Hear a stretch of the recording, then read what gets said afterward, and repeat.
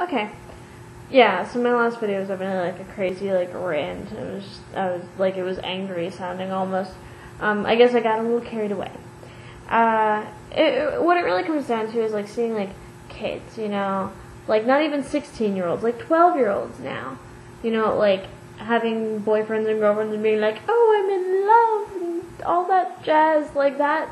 It's just so weird because, I mean, we're 19, and we don't even really know what we're talking about when we talk about love. So how can, like, younger kids know? And I think, though, that, like, you're right. It's something that kind of evolves with time, Your definition of it, your understanding of it definitely evolves with time. And I don't really think that makes the word itself ambiguous, but its meaning is certainly more and more ambiguous.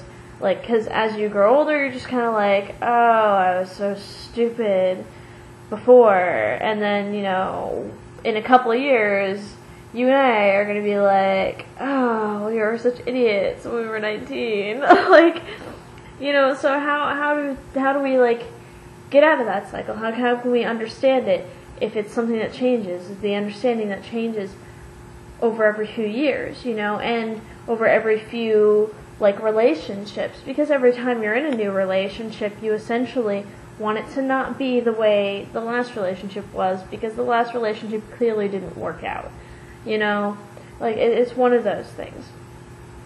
And I love that you brought up the literature references, because you're totally right. Like, young love does not end well in any scenario, fictional or otherwise. Like, it just clearly doesn't. And I love how everybody's favorite example is Romeo and Juliet. I find that hilarious. Exactly how is Romeo and Juliet a good example of two people who are truly in love? How? They die. They've known each other for a week. Okay, so all of the events that transpire in the story of Romeo and Juliet happen over the course of a week. 1 week. Only one. And that's how long Romeo has known Juliet. And you know what was going on the day before he met Juliet?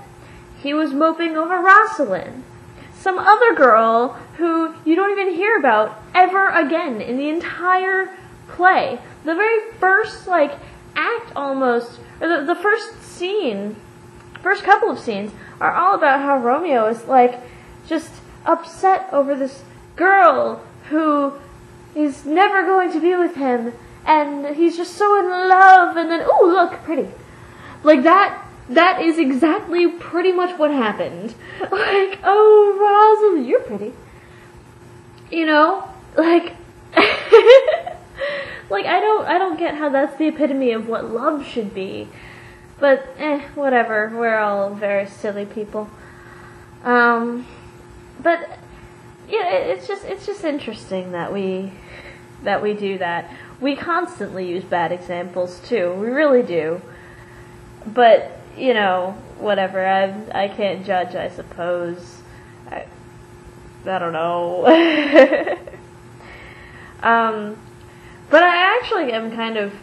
I want some other opinions on this. So anybody else watching this video, you should definitely leave comments and tell me what you think. Alright? DFTBA.